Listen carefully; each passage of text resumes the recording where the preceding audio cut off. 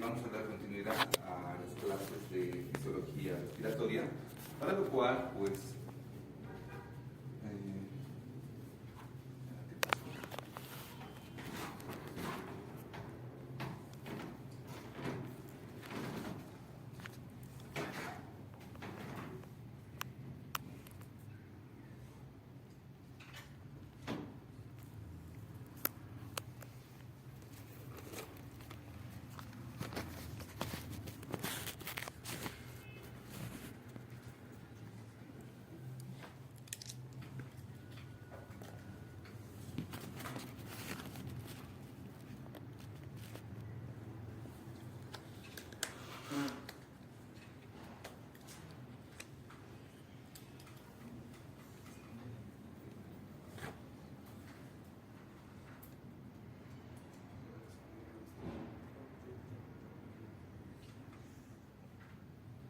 ya, como les decía, para lo cual, a estas alturas de las clases teóricas de fisiología respiratoria, pues cada uno de ustedes y prácticamente el conjunto de todos los estudiantes debería tener ya conceptos adquiridos claros y concretos en relación a los diferentes parámetros que han debido ver hasta este momento.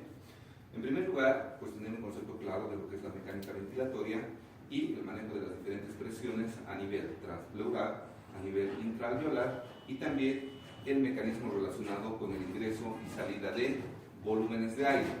En segundo lugar, tener un adecuado concepto del manejo de las presiones parciales de los diferentes gases. Esto tiene que ver prácticamente con la ley de Dalton y lo que se analiza la presión barométrica en relación a la fracción inspiratoria de oxígeno. Un ejemplo muy claro acá, en la altura, normalmente se confunde, es que no hay suficiente cantidad de oxígeno, ¿verdad? Pero eso es completamente falso. Todos sabemos que el 21% de la atmósfera está compuesto por oxígeno. Lo único que varía es la presión inspiratoria de oxígeno que está en relación a la presión barométrica. En la altura, obviamente es de 500 milímetros de mercurio y en la costa es de 760 milímetros de mercurio. Y eso hace que la presión inspiratoria de oxígeno sea inferior en relación a la costa. Luego veamos lo que son volúmenes y capacidades, ¿verdad? Un parámetro muy importante es el volumen corriente, la cantidad de aire que ingresa y sale de los alveolos, o sea, prácticamente de los pulmones, en cada inspiración y expiración. Y eso se conoce como volumen corriente o volumen tilar, que es de 500 ml o sencillamente el 7% del peso corporal. Luego vemos las presiones, lo que les había indicado: presión transpulmonar, presión intrapleural, que debe ser negativa, menos 7 centímetros de agua, y la presión alveolar de menos 2 milímetros de mercurio. Parámetros importantes que van a favorecer al ingreso y la salida de aire en cada inspiración. Luego veamos lo que es el transporte, ¿verdad? Y el transporte relacionado con lo que es la circulación mayor y la circulación menor. Tenemos otro parámetro muy importante que es la difusión de los gases a nivel alveolar, ¿verdad? Y para esto nosotros manejamos la ley de Fick, ¿verdad? La ley de Fick es un parámetro que se relaciona o que va a ser directamente proporcional a la superficie e inversamente proporcional al grosor de la barrera alveolo capilar. Luego tenemos las zonas de West, parámetros muy importantes para poder establecer la zona 1, la zona 2 y la zona de 3 en relación a la ventilación y la perfusión. Luego de esto tenemos prácticamente el intercambio y el transporte de oxígeno y de dióxido de carbono, que son parámetros también sumamente importantes relacionados a la cantidad de hemoglobina que tenemos, a la oxihemoglobina y a la carboxihemoglobina. La curva de disociación de la hemoglobina, ¿verdad? Y la P50, que es la presión con la cual la hemoglobina satura en un 50%. Y prácticamente los desvíos de la curva, desvío a la izquierda y desvío a la derecha, efecto de Bode y efecto de Haldane. Luego tenemos las diferentes fórmulas para el cálculo, ¿verdad? Pero en este caso lo que más nos interesa es el contenido arterial, o lo que se conoce la presión arterial, tanto de oxígeno como la presión arterial de dióxido de carbono. Y eso sencillamente es lo que va a establecer el control de la función respiratoria. Y por último, el intercambio gaseoso a nivel tisular, ¿verdad? Porque prácticamente todo este contenido que nosotros acabamos de ver está en relación a un adecuado aporte de oxígeno a nivel de las células y a nivel de los diferentes tejidos. Esto es lo que en este momento ustedes deberían dominar, ¿verdad? Deberían estar dominando para que nosotros podamos establecer los diferentes parámetros de la función respiratoria. Vean, el primer parámetro, ventilación pulmonar, el segundo, la difusión de oxígeno y de dióxido de carbono, la tercera, el transporte de oxígeno y de CO2, y lo que en este momento vamos a ver es la regulación de la ventilación, ¿de acuerdo? Ese es el punto que en este momento lo vamos a ver y lo vamos a analizar. Para eso, tiene que tener en cuenta estos conceptos que son muy importantes, ¿de acuerdo?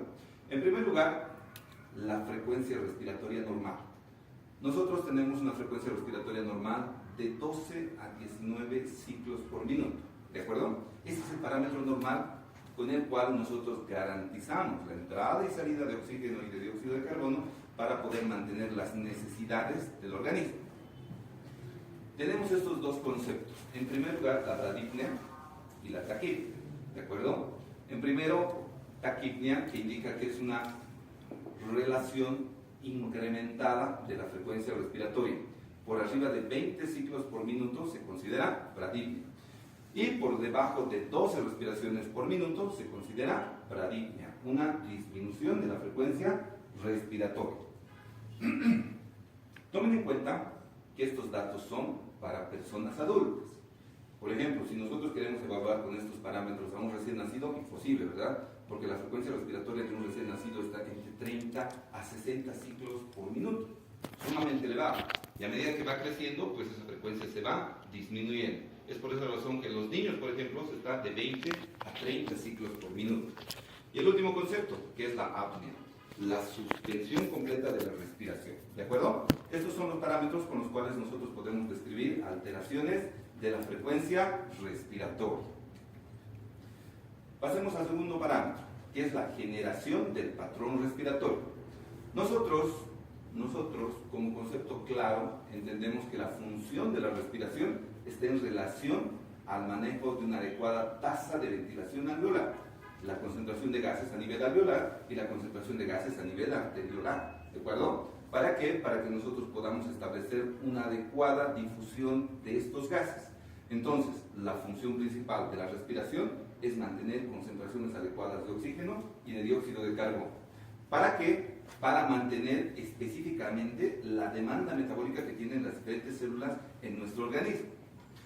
¿Y cómo se realiza el control de la respiración? El control de la respiración está dado por el sistema nervioso autónomo, ¿de acuerdo? Que sin necesidad de conciencia, nosotros en este momento estamos ventilando, ¿verdad? Estamos inhalando y estamos exhalando, inspirando oxígeno y exhalando dióxido de carbono. Y eso nos hace notar que tenemos un control inconsciente de la respiración.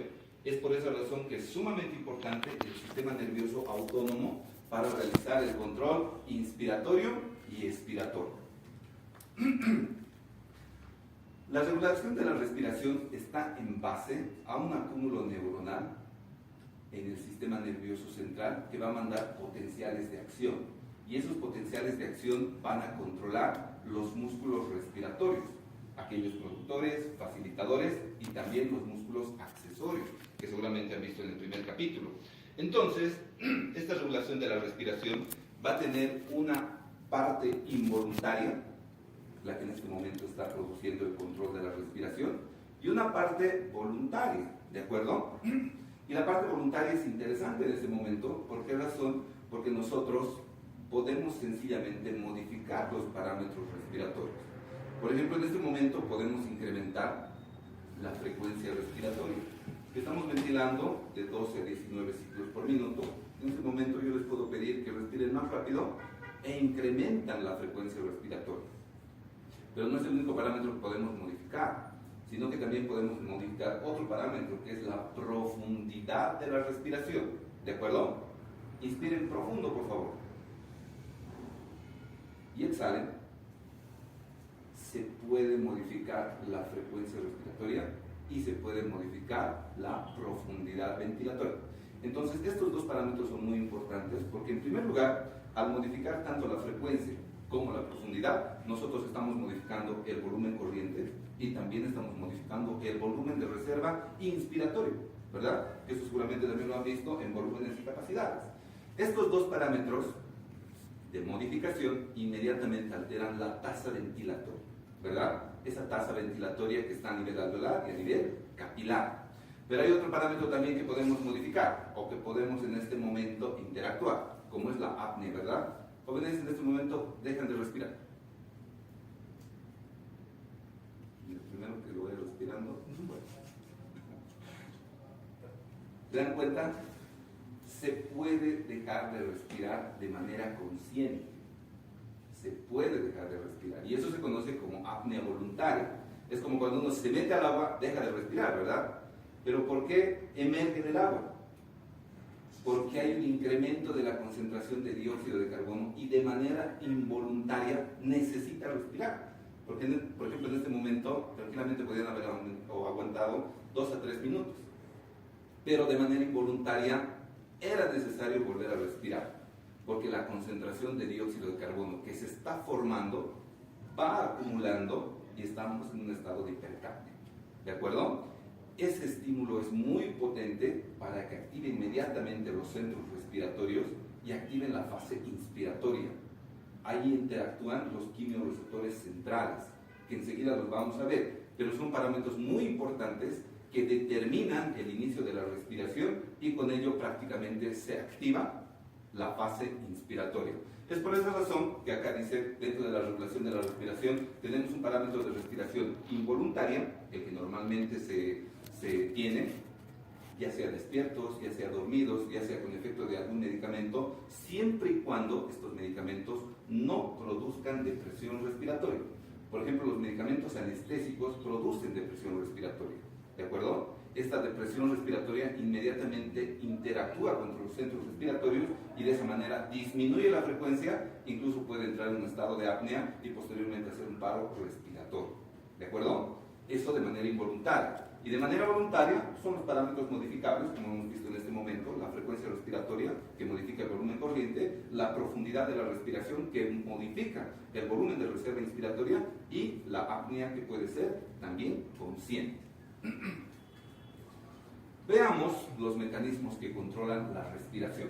En este momento vamos a ver este cuadro en donde prácticamente resume que el control de la respiración puede ser voluntario, que está mediado por el cerebelo, y puede ser involuntario, modulado por los centros respiratorios. Y para eso nosotros vamos a tener factores que determinan la respiración. Cuando veíamos somestesia, veíamos diferentes receptores, ¿verdad? Veíamos termorreceptores, mecanorreceptores, nociceptores, fotorreceptores.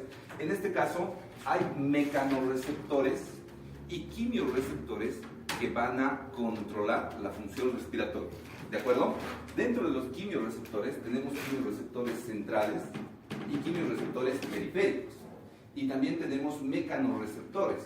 Los mecanorreceptores que van a estar específicamente a nivel de la vía aérea inferior y a nivel del parénquima pulmonar.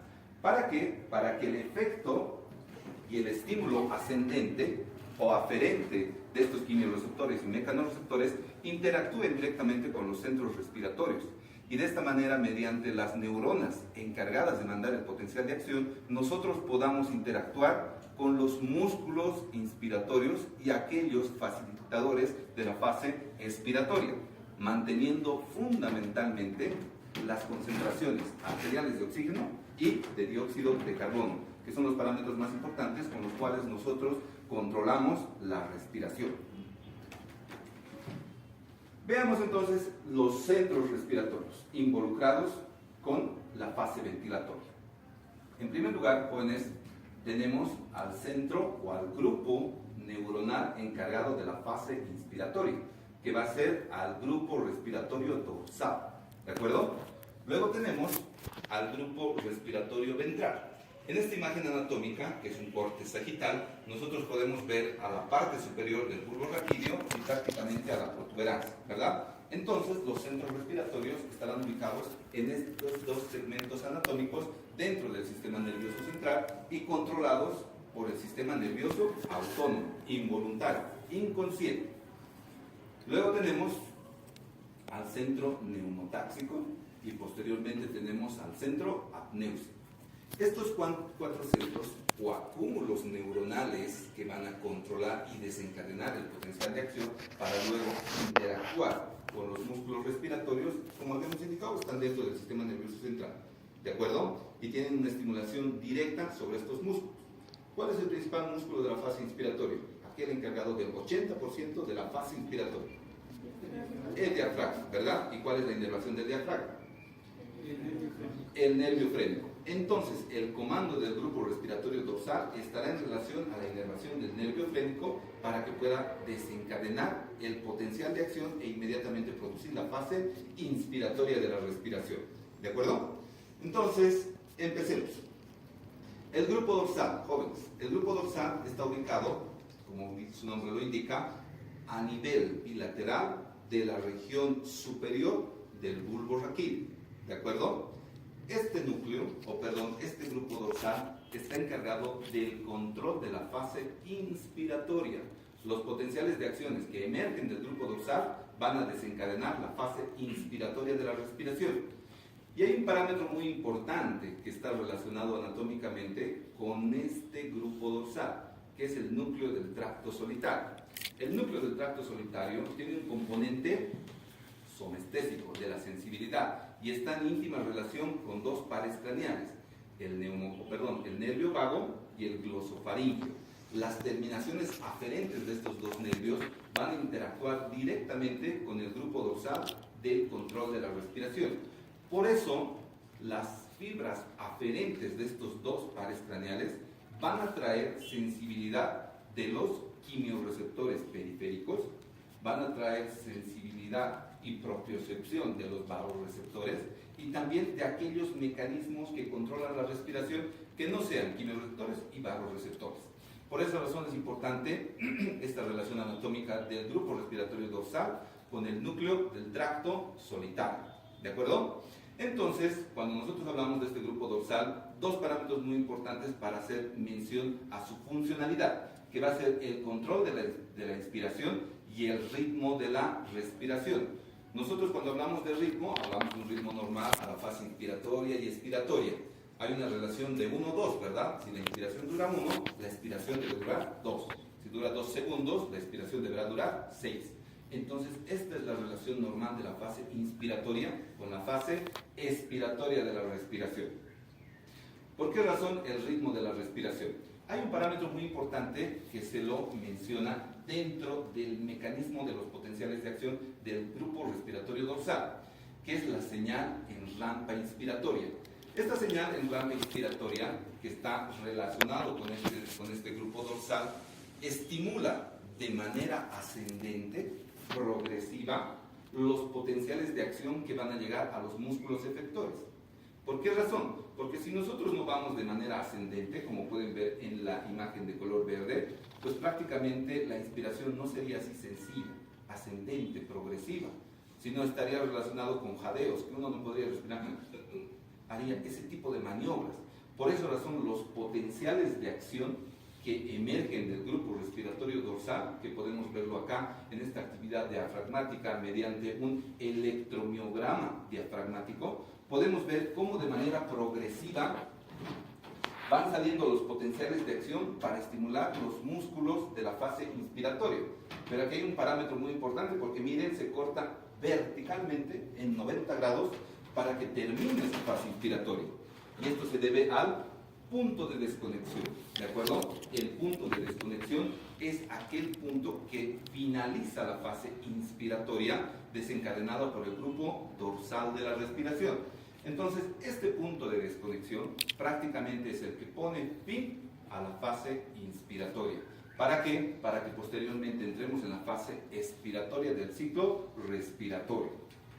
Entonces el grupo dorsal prácticamente va a estar encargado, como habíamos indicado, de estos dos parámetros, del control de la fase inspiratoria y prácticamente del ritmo de la respiración. ¿Por qué razón? Porque sencillamente si este controla el punto de desconexión, inmediatamente podrá realizar mayor frecuencia respiratoria, incrementando la cantidad de 19 a 20 respiraciones por minuto que habíamos comentado. Veamos el siguiente punto, el centro neumotáxico. ¿De acuerdo? Este es otro grupo respiratorio ubicado en el sistema nervioso central que prácticamente está en relación con el núcleo parabraquial y va a estar comandando la limitación de la duración de la inspiración, ¿de acuerdo? Y va a incrementar la frecuencia respiratoria. ¿Por qué razón? Porque este centro neumotáxico interactúa con el punto de desconexión y de esta manera favorece al control de la frecuencia respiratoria. Todos aquellos centros que tengan la facultad de poder interactuar con el punto de desconexión inmediatamente favorecen al incremento de la frecuencia respiratoria. Y este parámetro es importante porque dependerá del centro neumotáxico poder incrementar la frecuencia respiratoria, disminuyendo obviamente el volumen corriente de cada inspiración, ¿verdad? Con una relación 1 y 2 nosotros garantizamos el movimiento de medio litro de aire en cada inspiración. Pero si nosotros recortamos la frecuencia respiratoria, ese volumen corriente se verá disminuir, ¿verdad? Y con los efectos que nosotros conocemos. Si incrementamos la frecuencia respiratoria, incrementamos el movimiento de los gases. Vaciaremos el volumen, la concentración de dióxido de carbono a nivel alveolar. Y eso producirá una disminución de la presión arterial de dióxido de carbono. Entonces, por esa razón, el centro neumotáxico, uno, limita la duración de la inspiración e incrementa la frecuencia respiratoria. Estos dos centros prácticamente controlan y modulan la ventilación. Uno, favoreciendo la inspiración, el grupo respiratorio dorsal, y el centro neumotáxico, favoreciendo el incremento de la frecuencia respiratoria. Veamos ahora el grupo ventral. ¿De acuerdo? Habíamos dicho que son 4 los centros que controlan y modulan la respiración. En este caso, el grupo respiratorio ventral prácticamente va a estar encargado de la inspiración y de la expiración. ¿De acuerdo? Este núcleo está ubicado a nivel del bulbo raquídeo en la región ventral y prácticamente contiguo al grupo respiratorio dorsal. ¿De acuerdo? Entonces, este grupo respiratorio ventral no está, ojo, directamente comandando la inspiración y la expiración en una respiración normal. ¿De acuerdo? El grupo respiratorio ventral se encuentra inactivo en una respiración normal. ¿De acuerdo? Se encuentra inactivo. No participa en la oscilación básica que controla la respiración. Entonces, con estos dos conceptos diremos, entonces, ¿qué hace? No participa ni en la inspiración ni en la expiración, pero acá habíamos dicho que comanda estos dos parámetros. Entonces, el núcleo respiratorio ventral es aquel que va a sobreestimular la necesidad de la fase inspiratoria y de la fase expiratoria. Por eso en el punto 3 dice, se activa por el incremento de la ventilación pulmonar. Y el punto 4, importante para emitir señales potentes en el ciclo respiratorio. Entonces, este núcleo es aquel que sobreestimula una necesidad en la fase inspiratoria y en la fase expiratoria del ciclo respiratorio. Por esa razón es que estos 3 núcleos ahora, o estos 3 centros, comandan estas fases. Hablemos de la ritmicidad, ¿de acuerdo? El ritmo de la ventilación. Para ello tenemos este gráfico que prácticamente nos muestra el centro de la ritmicidad y va a estar comandado o va a estar mediado por estos dos centros, el centro neumotáxico y el centro apnéusico. ¿De acuerdo? Si nosotros vemos el centro apnéusico, es aquel que va a promover la inspiración al estimular las neuronas inspiratorias en el bulbo raquídeo. ¿De acuerdo? Promueve la inspiración. Y el centro neumotáxico es el que antagoniza al centro apnéusico y va a inhibir la respiración. Este gráfico es muy didáctico porque aquí podemos ver los dos centros, ¿verdad? El centro neumotáxico y el centro apnéusico, que están en íntima relación principalmente con el núcleo respiratorio dorsal, y es aquel encargado de la fase inspiratoria, ¿verdad? Esa fase inspiratoria que habíamos mencionado hace un momento, encargado de mantener el volumen corriente en cada ciclo respiratorio. Pero ¿qué es lo que pasa? El centro neumotáxico tiene un efecto inhibitorio sobre el centro apnéusico. Y si nosotros vemos, el centro apnéusico es aquel que promueve la inspiración, ¿verdad? Es un juego de estímulos que prácticamente favorece a la inspiración y a la expiración, que pueden comandar estos dos centros, apnéusico y neumotáxico. Entonces, la ritmicidad de la respiración va a estar comandado por estos dos núcleos. Hasta este momento hemos visto los grupos neuronales que prácticamente comandan la fase inspiratoria y la fase expiratoria del ciclo respiratorio. Pero habíamos dicho que no solamente está comandado por un grupo neuronal, sino que este grupo neuronal necesita aferencias con las cuales puedan desencadenar los potenciales de acción, ¿verdad? Y para eso tenemos los reflejos pulmonares. Los reflejos pulmonares, como habíamos indicado, que son quimiorreceptores y mecanorreceptores, prácticamente van a estar estimulando estos centros para que se produzca la fase inspiratoria y expiratoria. Entonces, estos reflejos van a ajustar dos parámetros muy importantes. En primer lugar, la frecuencia, y en segundo lugar, el volumen. Y eso se conoce como respiración minuto, ¿de acuerdo?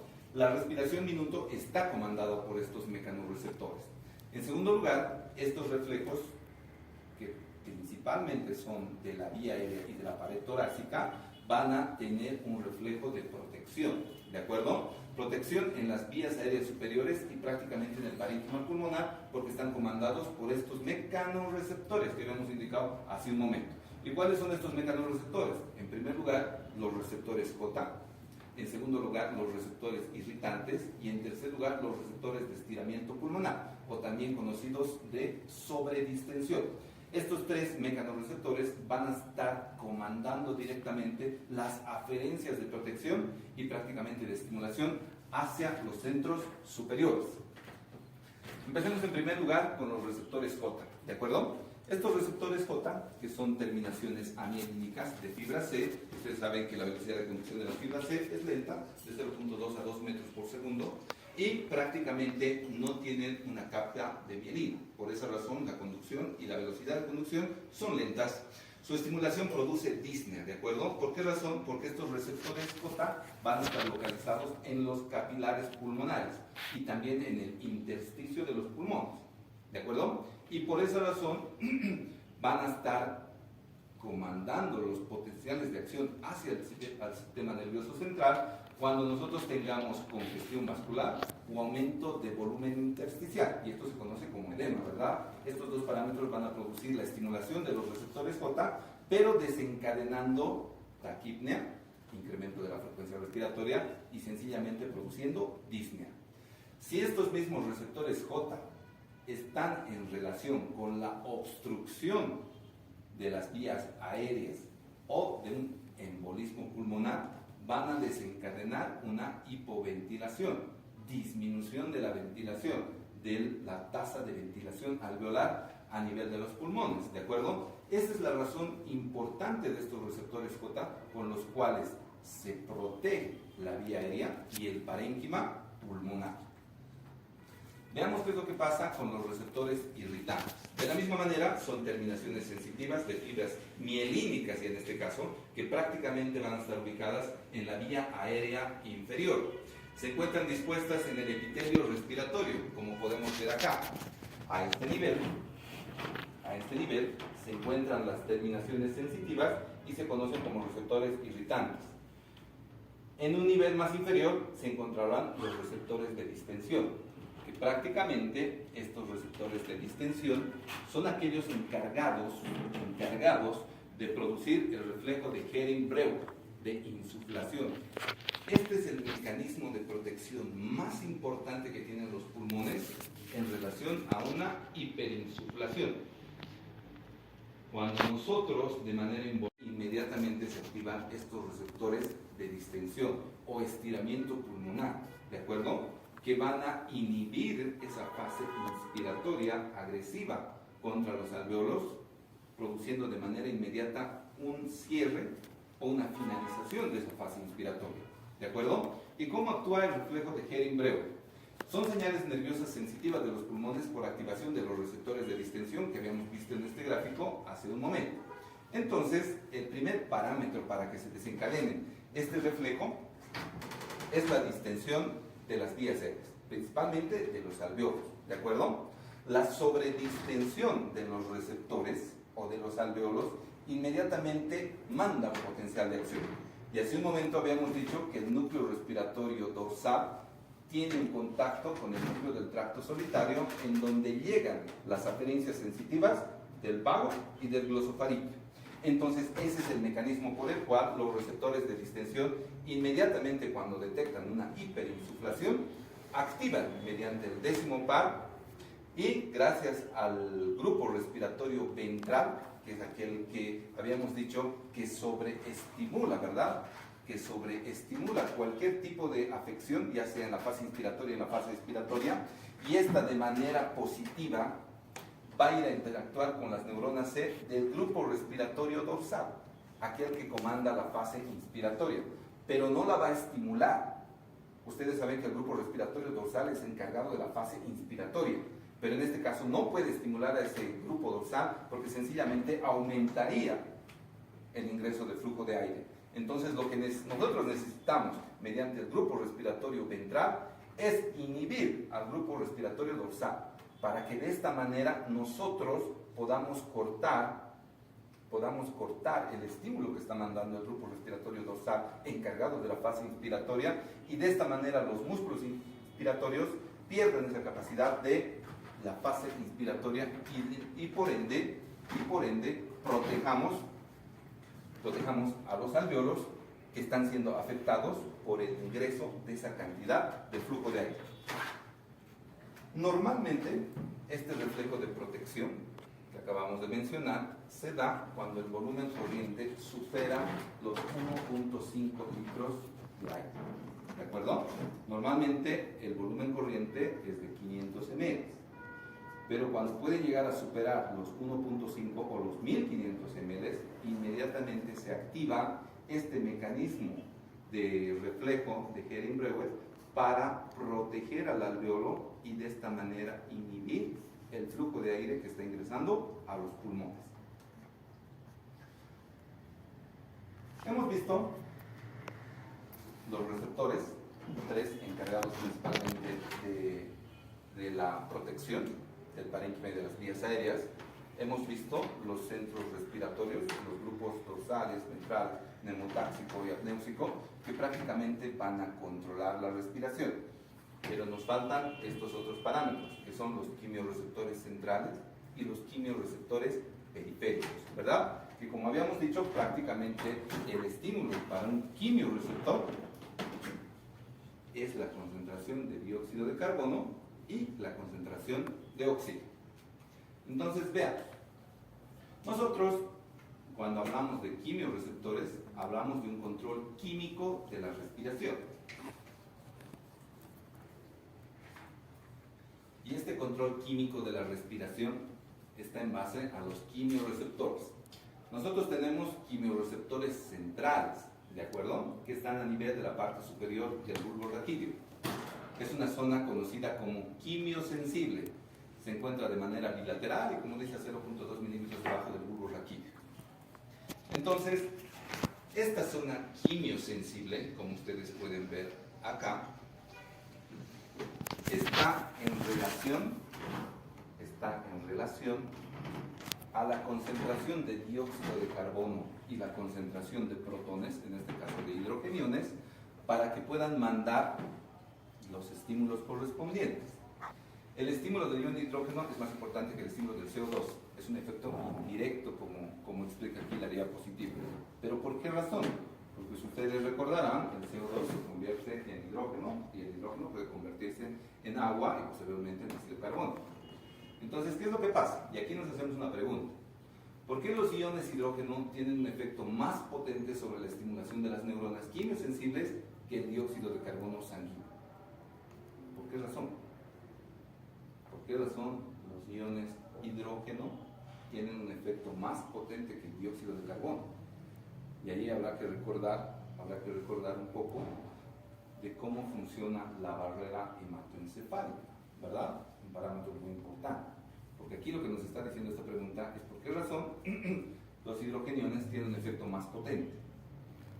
Y habrá que recordar que el hidrogenión o el protón no puede atravesar la barrera hematoencefálica por su configuración anatómica. Entonces, veamos esta imagen en donde tenemos prácticamente acá al capilar. Tenemos al capilar, el líquido intersticial, la masa cerebral y el líquido cefalorraquídeo. ¿De acuerdo? Estos tres componentes a nivel del sistema nervioso central. Entonces, recordando la barrera hematoencefálica, los hidrogeniones, que son los más potentes de estimular a las células quimiosensibles, pues lamentablemente no la pueden atravesar. ¿De acuerdo? Los protones no pueden atravesar fácilmente la barrera hematoencefálica, porque en un estado de desequilibrio ácido-base, una acidosis metabólica, con un incremento de la concentración de hidrogeniones, por eso son esas acidosis, sencillamente alteraría, ¿verdad? Y sobreestimularía a la zona quimiosensible para que produzca los efectos que en este momento vamos a observar. Entonces, la impermeabilidad es el factor más importante por el cual los hidrogeniones no atraviesan la barrera hematoencefálica. Pero ¿cómo las estimula entonces? Ya habíamos dicho hace un momento que el hidrogenión es el protón más importante en la zona quimiosensible para producir la estimulación de las neuronas encargadas del control respiratorio. Entonces, ahí vemos este otro gráfico en el cual nos explica cuál es el mecanismo por el cual el hidrogenión llega a estimular a la zona quimiosensible. Entonces, veamos, a diferencia del hidrogenión, un incremento de la concentración de dióxido de carbono, pues sí puede llegar a estimular, pero lo hace de manera indirecta. Ustedes recordarán que el dióxido de carbono no necesita un transportador ni un cotransportador para movilizarse, ¿verdad? Sencillamente lo atraviesa por difusión simple, ni siquiera por facilitar, difusión simple, ¿verdad? Porque es un gas. Entonces este gas, que obviamente está transportado por el capilar sanguíneo, puede atravesar la barrera hematoencefálica como gas, pero el efecto no es tan potente como del hidrogenión. Entonces ahí viene la anhidridasa carbónica. Recuerden, ¿verdad? La anhidridasa carbónica es una enzima, que vamos a hablar mucho de la anhidridasa carbónica cuando veamos la relación ácido-base. Pero en este momento, necesitamos que este dióxido de carbono atraviese la barrera hematoencefálica. Entonces, una vez atravesada la barrera hematoencefálica, este dióxido de carbono se va a unir con agua, ¿verdad? Y la unión del CO2 más agua nos da ácido carbónico, ¿verdad? Este ácido carbónico puede disociarse y tiene que disociarse a nivel del líquido cefalorraquídeo. Normalmente, el líquido cefalorraquídeo tiene un pH ligeramente incrementado, ¿de acuerdo? Ligeramente incrementado. ¿Por qué razón? Porque sencillamente nosotros en el líquido cefalorraquídeo, gracias al ingreso del CO2, gracias a la producción de ácido carbónico, tenemos una mayor concentración de protones y también de bicarbonato, que ambos pueden llegar a tamponarse, ¿verdad? Porque es el amortiguador más efectivo, plasmático, del hidrogenión o del protón. Entonces, en este caso, nos interesa que esta concentración de hidrogeniones elevado por el incremento del dióxido de carbono sea el estímulo más potente de las neuronas quimiorreceptoras. Por esa razón, hace un momento habíamos dicho que el efecto más importante para las neuronas quimiosensibles es el hidrógeno, pero el hidrógeno no atravesaba la barrera hematoencefálica de manera directa. Entonces necesita este mecanismo para que pueda atravesarla y posteriormente disociarse como ácido carbónico y producir hidrogenión y bicarbonato para que de esta manera el hidrogenión pueda recién producir el efecto directo sobre las neuronas encargadas de la quimiorrecepción. Ese es el mecanismo importante por el cual se puede producir el estímulo directo mediante los hidrogeniones. Pero este estímulo viene a raíz del incremento del dióxido de carbono, ¿verdad? Cualquier afección que pueda producir alteración en la ventilación, en la difusión, en el transporte de dióxido de carbono, van a producir un incremento de la presión arterial de dióxido de carbono. Y este incremento de la presión arterial de dióxido de carbono tiene que compensarse mediante un incremento de la tasa de ventilación alveolar. Tiene que producirse mayor intercambio. Y para eso, este es el mecanismo más importante con el cual se incrementa la frecuencia y la profundidad y el volumen de intercambio para que nosotros podamos disminuir esta concentración de dióxido de carbono. Ese es el factor con el cual se ha estimulado a las neuronas quimiorreceptoras, ¿verdad?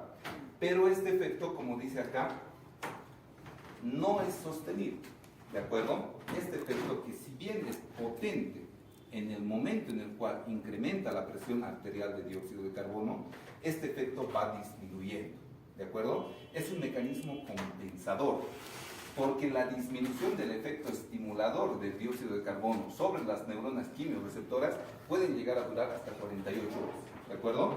Posteriormente, el mecanismo compensador, eliminación de hidrogeniones a nivel renal y mayor formación de bicarbonato por el propio riñón, van a producir este mecanismo de compensación por el incremento del dióxido de carbono. El incremento del dióxido de carbono se conoce como acidosis, ¿verdad? El mecanismo que vamos a ver posteriormente. Y si está incrementado el dióxido de carbono, es una acidosis respiratoria. Y esta acidosis respiratoria tiene que tener una compensación, ¿de acuerdo? Con la mayor formación de bicarbonato para tamponar estos hidrógenos que va a formar mediante el ácido carbónico el incremento del CO2. ¿De acuerdo? Este es el mecanismo por el cual las neuronas quimiorreceptoras son estimuladas por el hidrogenio. Veamos cuál es el efecto de la presión arterial del dióxido de carbono y del pH sobre la ventilación alveolar. Aquí hay otro parámetro también importante. Nosotros, cuando hablamos de un incremento de la presión del CO2, presión arterial del dióxido de carbono, pues hablamos de un efecto directo del incremento de la tasa alveolar, ¿verdad? Ese es el mecanismo por el cual nosotros debemos disminuir la presión arterial del dióxido de carbono. Entonces, al incrementarse el CO2 en el organismo, inmediatamente tiene que incrementarse la tasa de ventilación alveolar.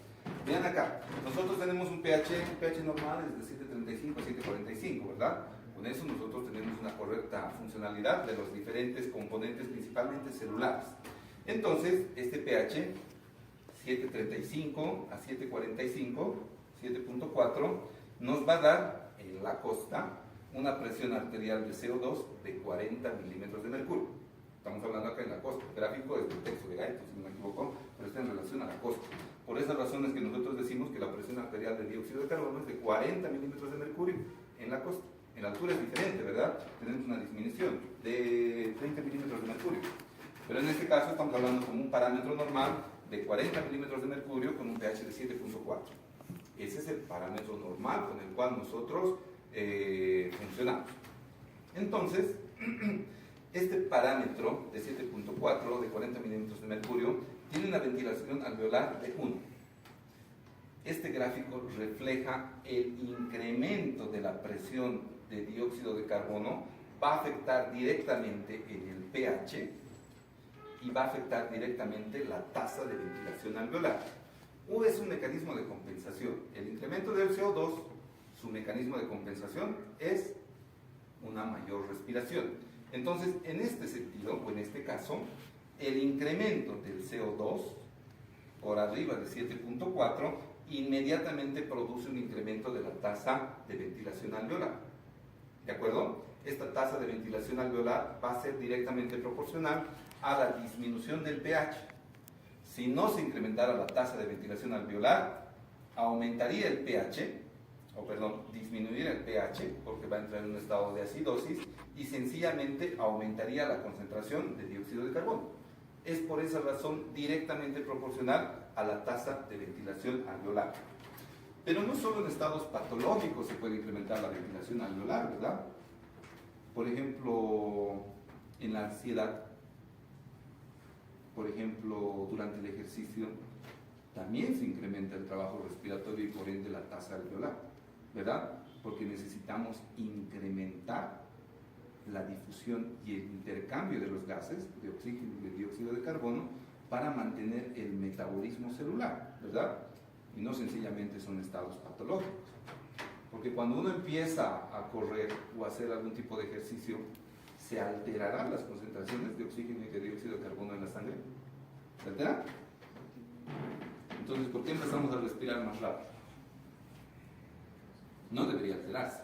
Las concentraciones de estos gases no se alteran durante el ejercicio, porque sencillamente los factores de compensación son los que van a producir el mantenimiento de la tasa de oxígeno y de tasa de dióxido de carbono en parámetros normales, porque sencillamente estaríamos entrando entonces en un estado de acidosis, ¿verdad? Y si entramos en un estado de acidosis respiratoria, por ejemplo, por falta de intercambio, entonces ya estaríamos entrando en un estado patológico y el ejercicio ya sería una alteración. Y durante el ejercicio no se altera la concentración de oxígeno y no se altera la concentración de dióxido de carbono, porque sencillamente la tasa de ventilación alveolar, el intercambio gaseoso, se han incrementado, ¿verdad? La frecuencia respiratoria se duplica, se triplica, ¿verdad? Y esto garantiza las concentraciones de oxígeno y de dióxido de carbono para mantener adecuadamente el metabolismo celular. Ahora es diferente ya que entremos en un estado anaerobio, ¿verdad? En donde la glucólisis ya no sea aerobia, sino sea anaerobia, ya no se esté produciendo los ATPs, sino se esté produciendo otras sustancias relacionadas con la falta de oxígeno y por ende la glucólisis esté alterada. Pero comprendido, ¿verdad? Los efectos de la presión arterial del dióxido de carbono y el pH sobre la tasa de ventilación alveolar. Entonces, aquí tenemos un pequeño resumen de cómo la concentración, solamente enfóquense en esto, que el metabolismo celular inmediatamente llega a producir dióxido de carbono. Y el dióxido de carbono, cuando incrementa su concentración, debe ser eliminado por vía pulmonar. ¿De acuerdo? Y la vía pulmonar es el factor respiratorio más importante para poder compensar la posible alteración del equilibrio ácido-base. ¿De acuerdo? Serán diferentes los parámetros que podamos ver en las siguientes clases de la estabilización de los protones y las respuestas renales al incremento de estos protones. Pero en este caso, como estamos viendo solamente el parámetro respiratorio, porque el parámetro renal también ya lo hemos visto anteriormente, ¿verdad? ¿Cuál es el mecanismo y cuáles las funciones que tiene el riñón para poder estabilizar la concentración o el incremento de los protones y la reabsorción de bicarbonato y la formación del nuevo bicarbonato para mantener el equilibrio ácido-base? ¿De acuerdo? En este momento, mantener una presión arterial de dióxido de carbono en la altura de 30 milímetros de mercurio es el parámetro normal, ¿de acuerdo? Con el cual nosotros estabilizamos las diferentes funciones de las células. ¿Dudas, preguntas, jóvenes? Para que quedemos hasta este punto. ¿Todo comprendido? Grupos dorsales, quimiorreceptores centrales, no hemos visto todavía periféricos, porque los periféricos están en relación directamente a la concentración de oxígeno, no así a la concentración del CO2. ¿De acuerdo? ¿Dudas? ¿Preguntas? Muy bien. Entonces, jóvenes, mañana continuamos, por favor, con control de la respiración y quimiorreceptores.